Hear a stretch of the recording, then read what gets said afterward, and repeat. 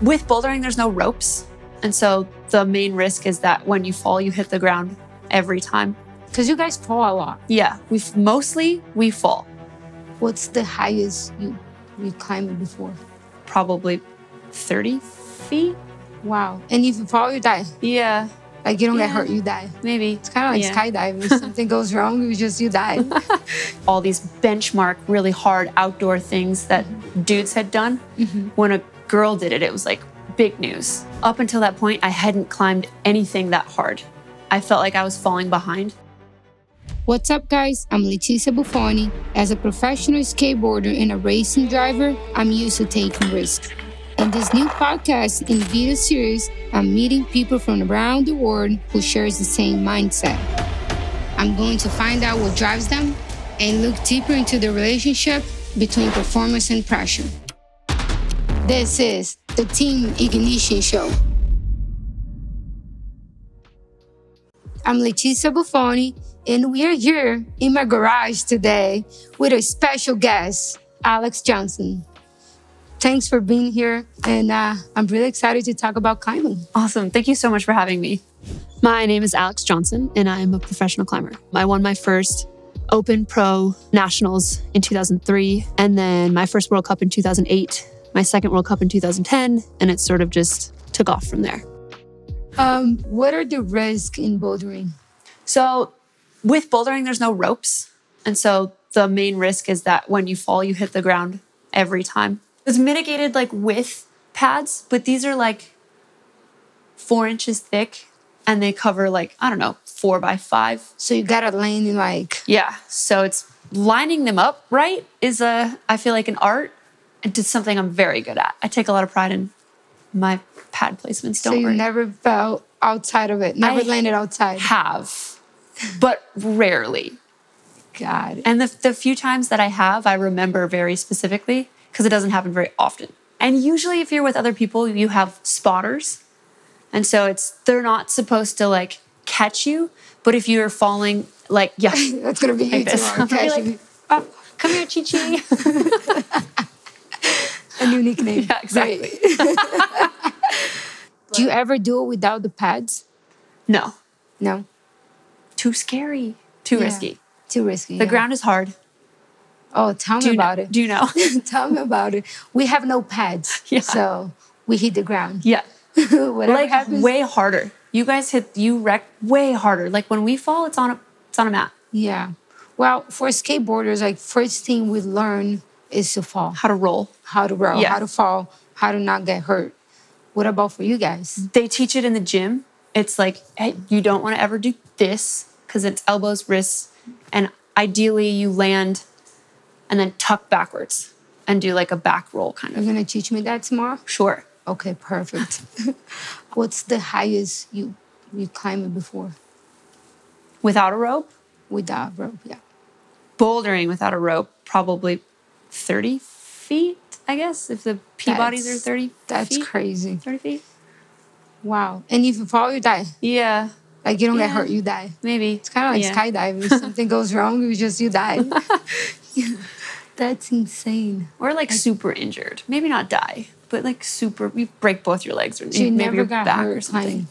Not ever. Like a sprained ankle, but... Because you guys fall a lot. Yeah. We fall. Just like skateboarding. Yeah. Everything you say, just like skateboarding, same thing. Mostly it's falling. Mostly only falling. Like we try the same trick until we land sometimes like 10 times until we get the first one. So it's like falling all the time. Yeah. And it's always like our ankles. Yep. Same. Same. Yeah, not a lot of people understand that for athletes, not only training, it's important. Not only having the talent, but having the mindset. Yep. Which it's the most important. Like you said, you can be the most fitted, but if you don't have the mindset, it's not gonna do it. Yeah. The fittest, the most talented, the strong, it's like, but it was all here. It was so sick. It's the hardest part. Yeah. What's your background? How did you start climbing? So I grew up in a really small town in Wisconsin. No rock climbing anywhere. It was all inside. So I went for a birthday party. They do like little birthday party group stuff. And I went and I liked it. And I sort of was climbing before, like I would do trees, swing sets. Churches usually have like the outside is like really attractive for the architecture is all like rocky and stuff. And so I was like, I would climb churches. I remember being at, I think it was one of my aunt's weddings. My mom was inside the church and she heard on the roof, it was like, tuk, tuk, tuk, tuk, tuk, that was you. And I was like 6. No way. And she was like, oh, and came out and was like, down.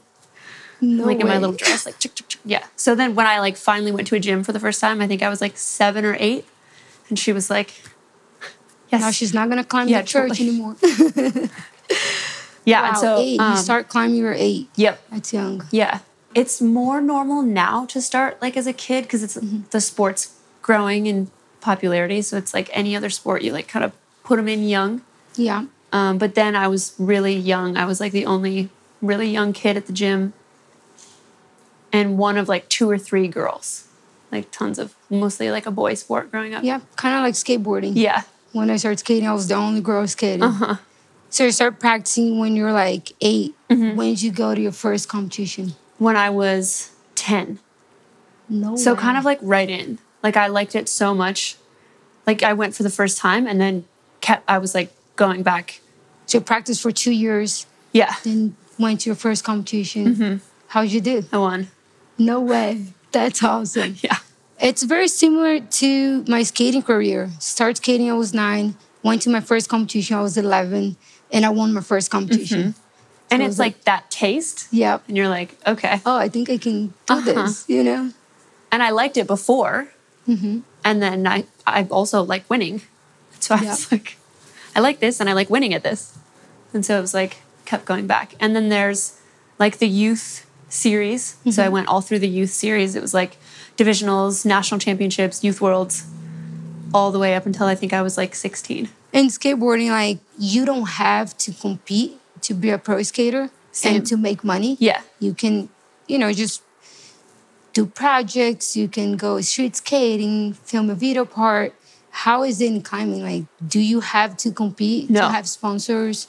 Yeah, exactly the same.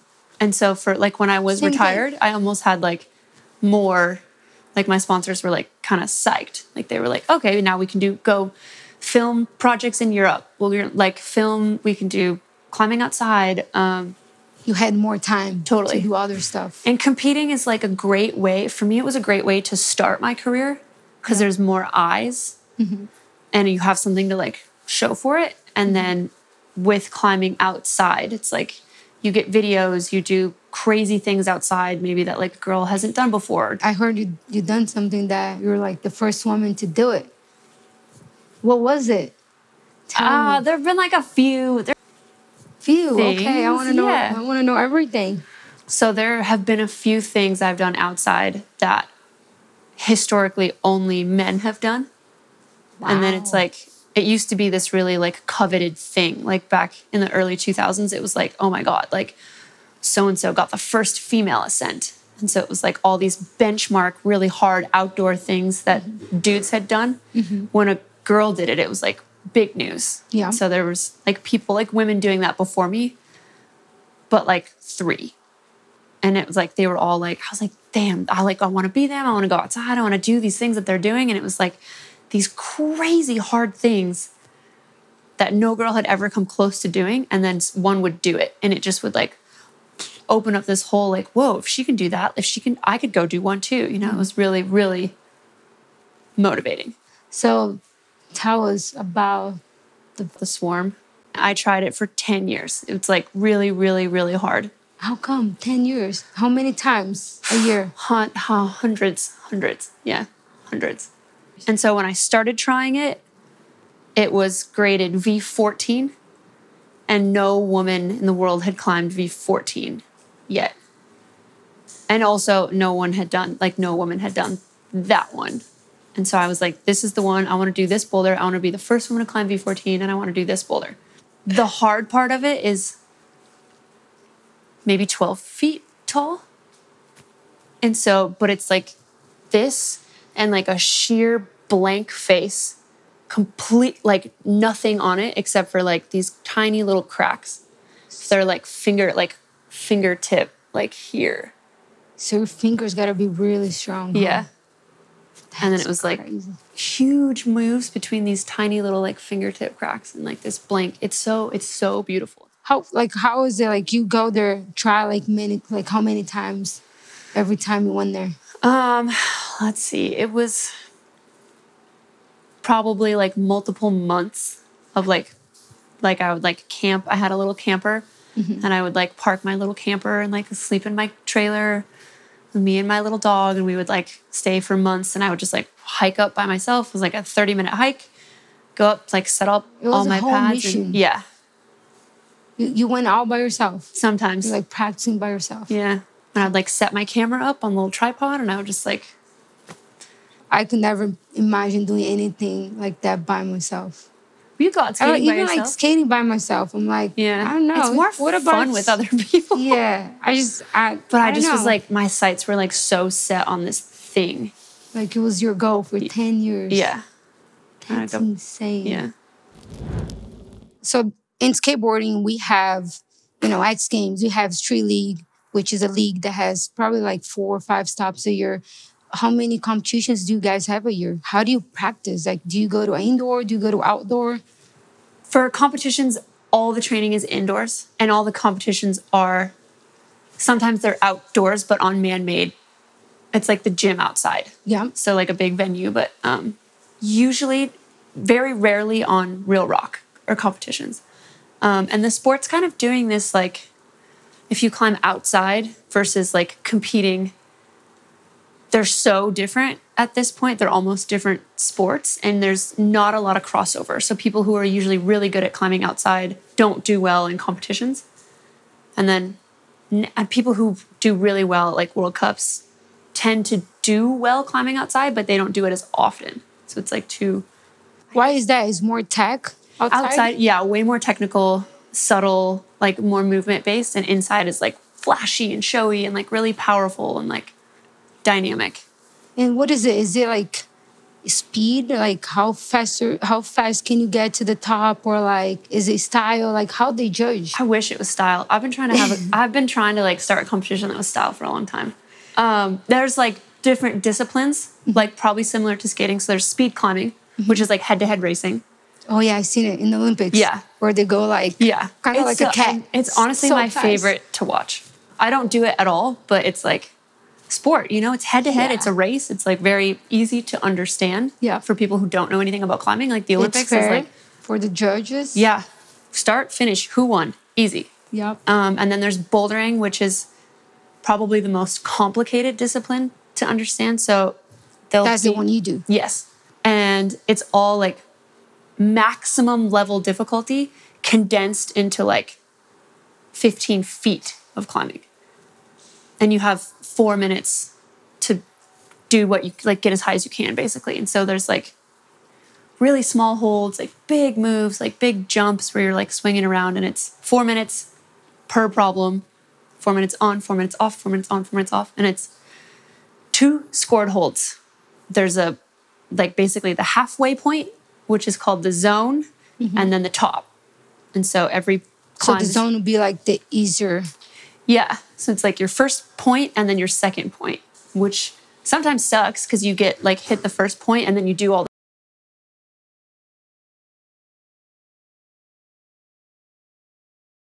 the score for getting halfway, basically. Does the time matter or no? It doesn't matter in terms of your score, but it's like once your 4 minutes is up, you're like done. You have to move on to the next one.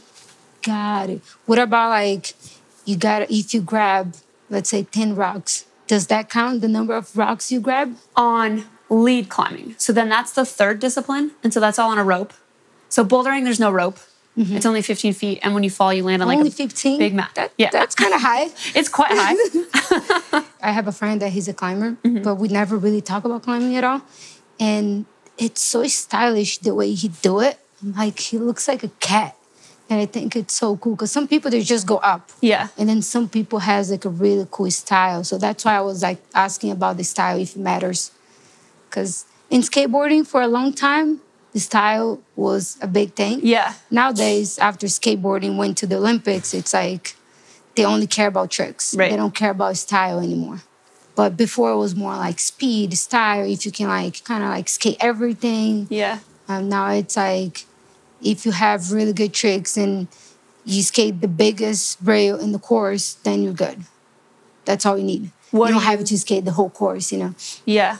I feel like climbing has also changed a lot in like similar ways, where it was like competitions before were very different. Before the Olympics?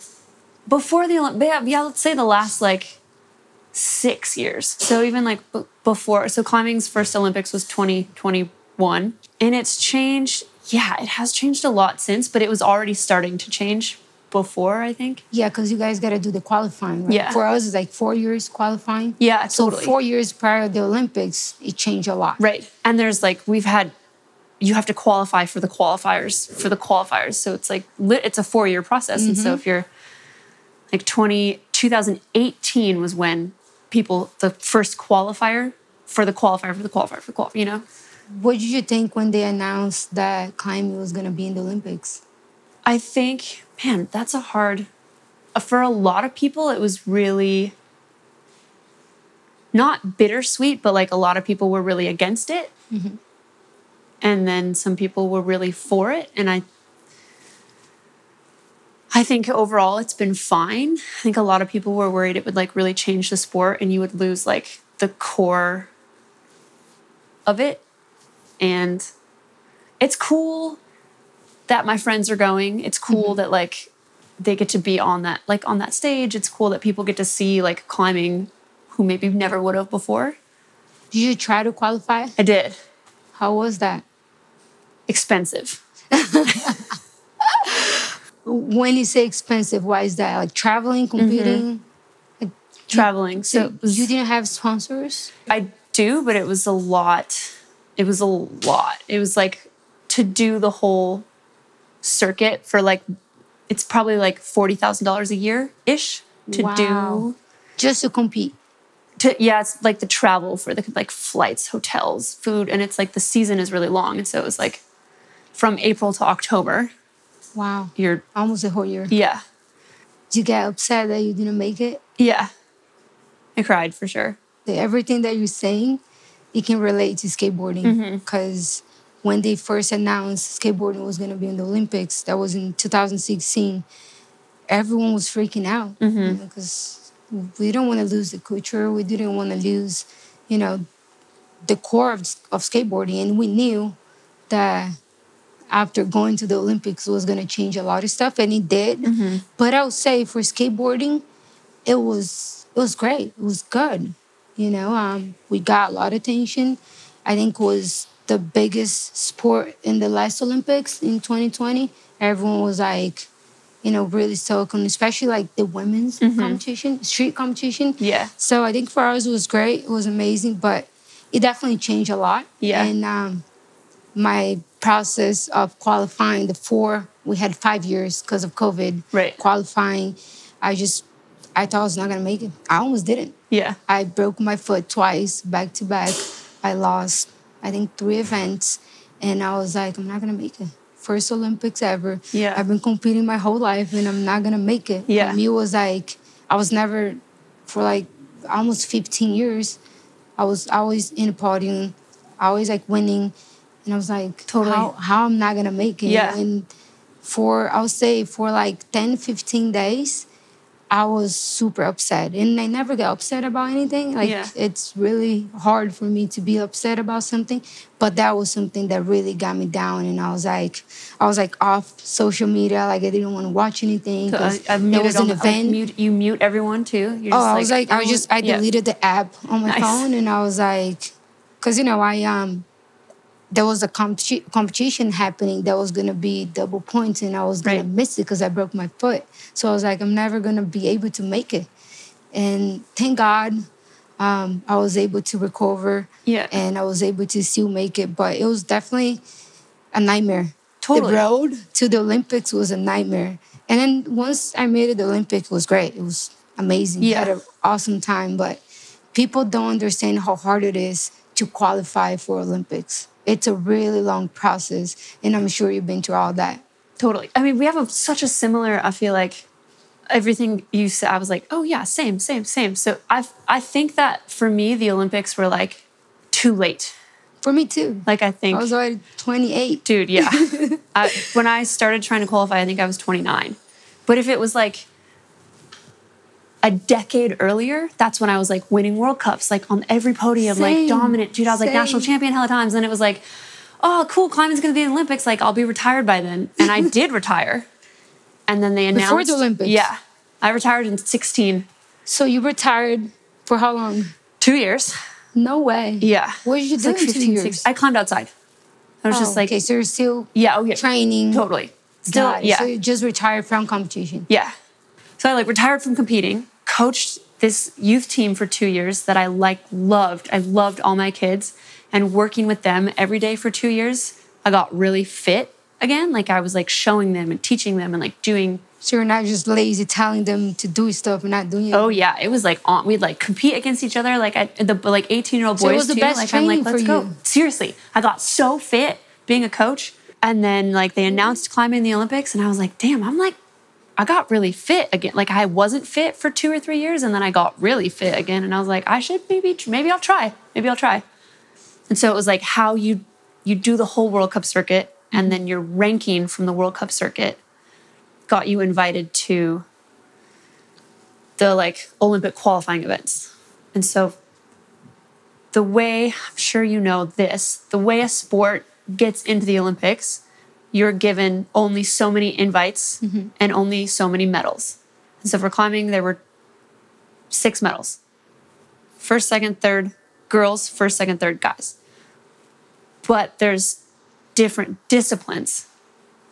So there's speed, bouldering, and lead, which are not at all the same. None of them are the same. It's like if you go like gymnastics, there's people who do the all-around gymnastics who specialize in rings or only beam or only floor. And so it's like you have all these people who are really good at their one thing, but in order to get to the Olympics, you have to all of a sudden start doing these other things when maybe you did. Like, I'd never climbed like 3 speed. disciplines in one. Yeah. And so it was combined. It was so hard. And all of us were just like, this is so dumb. But in order to get into the Olympics, we have to do all 3. Had no choice. And then once we're in, we can separate the disciplines. So now in the Olympics, you can separate. Yeah. So now, 2020, it was all 3. You had to do all 3. And it was weird. We got weird results. So you do good in one discipline and then the other one, not so well. Yeah. Got it. And so for that whole qualifying season, I was the highest ranked U.S. boulderer for men or women, but sucked at speed. Sucked at speed because it was so different. And then my lead was like, okay. So by the end of the season, it's like you get people who are like pretty good at all 3. And those are the people that got invited to the Olympics. Yeah.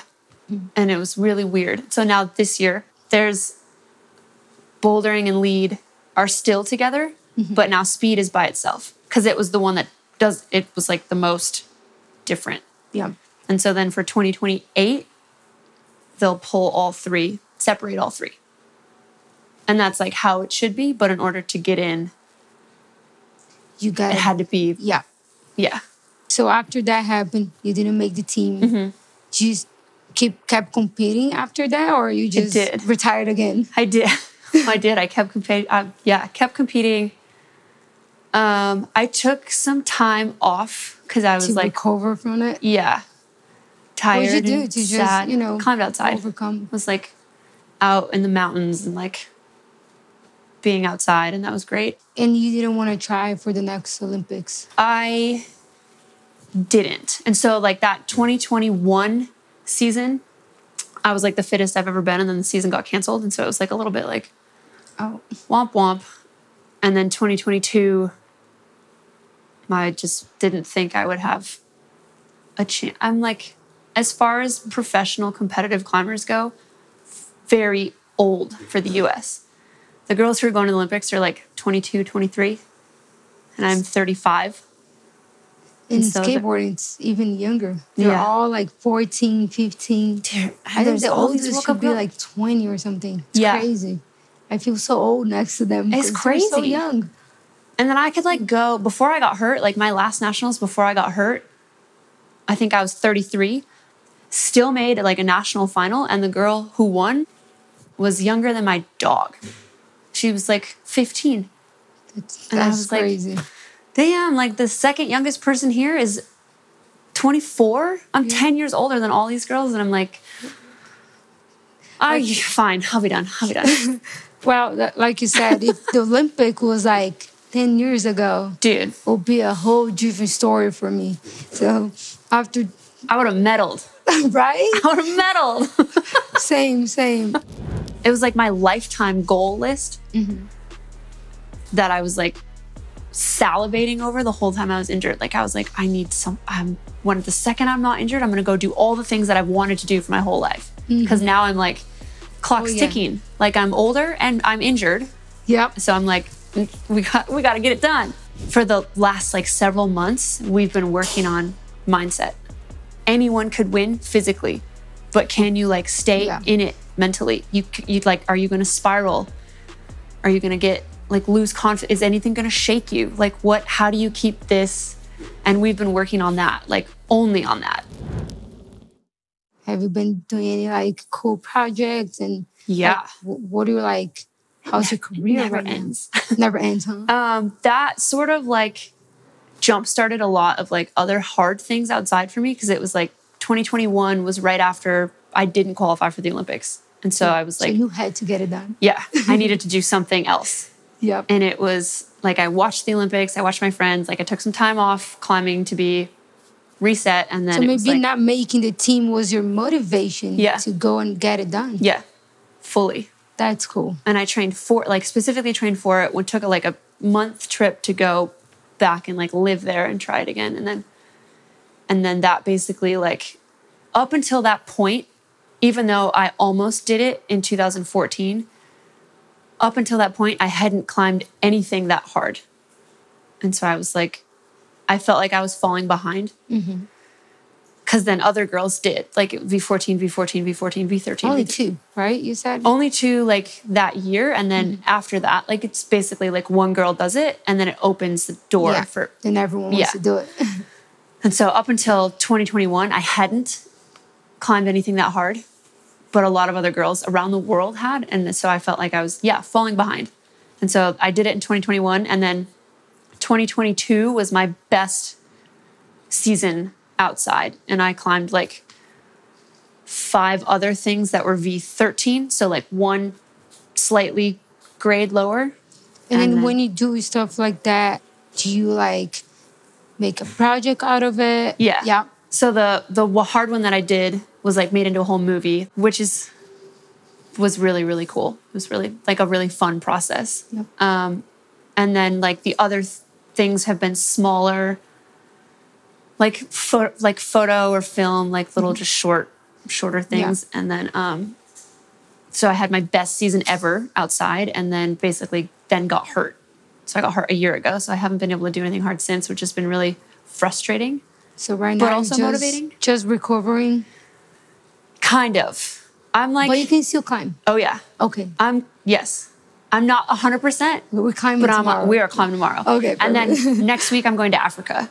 For what? A whole trip, a month-long film. Like, I'm filming. I have all these, like, things I want to try. So, like, when I got hurt, I needed something to, like, work for. Yeah. And because it was, like, being injured was so depressing that like, I was like, can't do anything.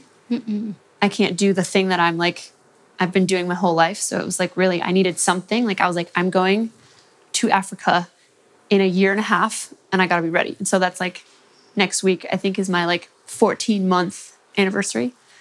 And I'm going to spend a month in Africa climbing outside. And there's all these things I want to do because I haven't been able to do anything hard in a year. And so now I'm like, I'm ready enough. You're going to be like fully recovered by the time you get to... No? No. Great. But I think it'll be fine.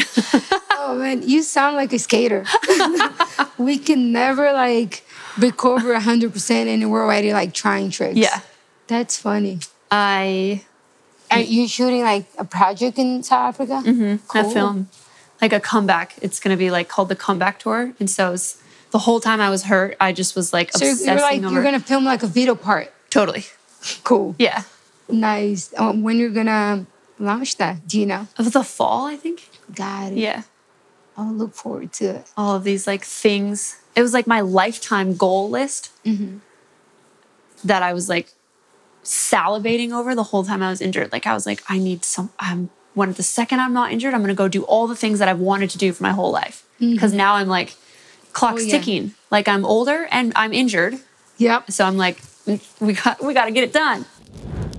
So you retired from competition, then you went coaching. Tell me about that. How did you decide to go and start coaching kids? I think it was always something that I wanted to do when I retired, because I think I had been doing it since I aged out of youth. Like I started coaching when I was 18. Like you graduate from your youth team and then often you just coach. It's like you stay involved. And so I'd been doing it loosely since I was like 18.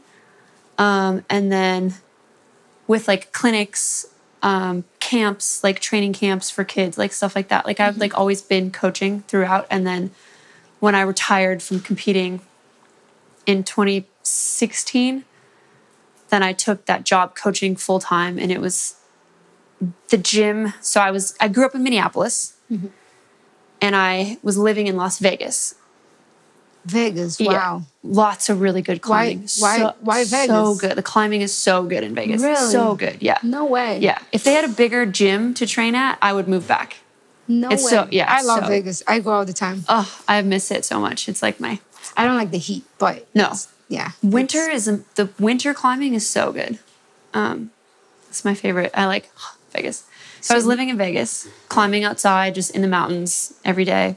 And my old gym that I grew up at called, and they were like, we want a new head coach. And I was like, no, I'm not. I want to stay in Vegas. I don't want to move back to Minneapolis. Crazy. And so for months, I said no. And then finally I was like, you know what? I could use a change. And so I moved to Minneapolis, back to the gym that I grew up in, and became like head coach of that team and that whole youth program. I think we had like 200 kids. Oh my God. And so it was like awesome. There were a bunch of different teams at different levels. And then my kids, I think I had 16, and my kids were like the elite team. And so it was like so fun climbing with them. And some of them were, my youngest was 11 and my oldest was 17. And so they're all training together, which is really cool. And then you guys will go to like competitions? Yeah. Like all over the country. And then like youth nationals and youth worlds. Like it was like really, really fun. So that made me fall in love with competing again. And so when I tried to qualify for the Olympics, I ended up leaving my team. So I moved out to Salt Lake City in 2019. And so I left all these kids.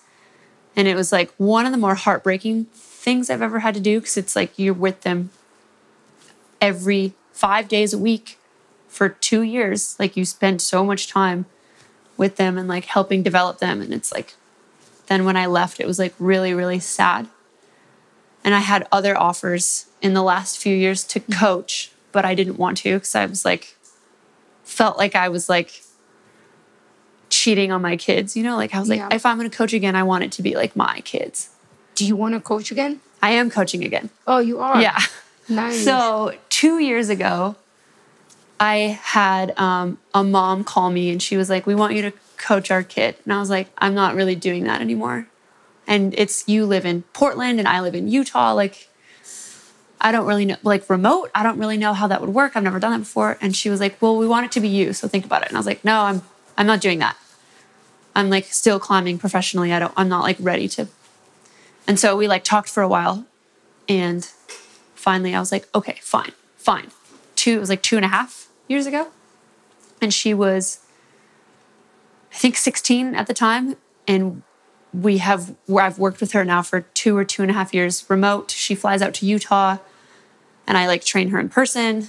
She'll stay for like a week and then back to Portland and like does like my workouts and train, like all the remote stuff you do as a trainer. And then she was like my first kid back coaching again. And so it was like really special for me. And then now I have maybe like a dozen athletes. They're not all youth. I have one Olympian. He's on the Australian team. Nice. And then some like North American Cup athletes. And so and then 8 youth. I have like 8 kids. And this whole past week was youth national championships. And my current kid is now the age of my 11-year-old, went back from Minneapolis, and they were like head to head this weekend. way. And I cried. I was like, my old kid I had from when she was 11, and then my new kid now that I've been working with for the last 2 years, we're literally next to each other, competing like against each other on the pads. And I was like, what do you tell them? Do you like have like different strategy for each of them? yeah. Or Well, just I say don't the same coach thing that for one both of anymore. them? My old kid has a new coach. So she joined a different team, and it's Yeah. like, but she's like always my kid, you know? Yeah. Like, so I was like, oh, you guys go 1-2. Who won? Your new kid? My new kid. No way. Yeah. That's awesome. It was so awesome. It was so Shouldn't have sick. changed the coach. How old is the new kid? How old? Yeah. 18. 18. And so, yeah, now they're both 18. And the one, like my kid Ava, who I've been working with for the last Is it 2 2 years. girls? 2 girls, yeah. Nice. For the last like several months, we've been working on mindset, mental, and they're all fit. Anyone could win physically, but can you like stay in it mentally? You'd like, are you going to spiral? Are you going to get like lose confidence? Is anything going to shake you? Like how do you keep this? And we've been working on that, like only on that. Because you could be the fittest one there, but the second you fall apart mentally, you're out. Exactly. And you could be like the 8th fittest, all of a sudden come out of nowhere with the strongest brain and win. Yep. And it was like any of the ones, any top 10 kid could be first, which is like, and the thing that set her apart was her brain. Yep. She kept it together. She was calm. She was confident. She was decisive. And it was like the proudest I've ever been. It was so sick. What's harder for you to train an 18 years old kid or Olympian? Ooh, I think training 18-year-olds harder. Because with like the Olympian that I work with, like he knows he's done this before. He's been on the World Cup circuit. And so it's like, I can tell him to do something and he's like on it. And he's trained himself before. Mm-hmm. And so everything is like, it's more collaborative. Mm-hmm. And it's not so much me telling him what to do. It's like, I'm like, what do you think about this? And he's like, yeah, but then also what if we add this? And it's like very a partnership. And then with kids, it's like, you try so hard to tell them to do things sometimes and they're just like, no. Kids. And not this girl. Right. Most of them are just like, why? I don't like that. Why? Well, like, I'm kind of glad to hear that because if I say no tomorrow, you're just going to be used to it. You're not going to complain. What if you tried this? No, I don't think. Nope, I don't like not that. Today. Yeah. So for someone that never really done it, any climbing, what do I have to do tomorrow? Like I need tips. I've been training a bunch. Okay. But that doesn't mean anything, huh? It's so much in hands. So if you have strong hands, I don't. we'll I find out. have little hands. Your hands That's are okay. huge compared to They're mine. pretty big, yeah. Do you think that'll...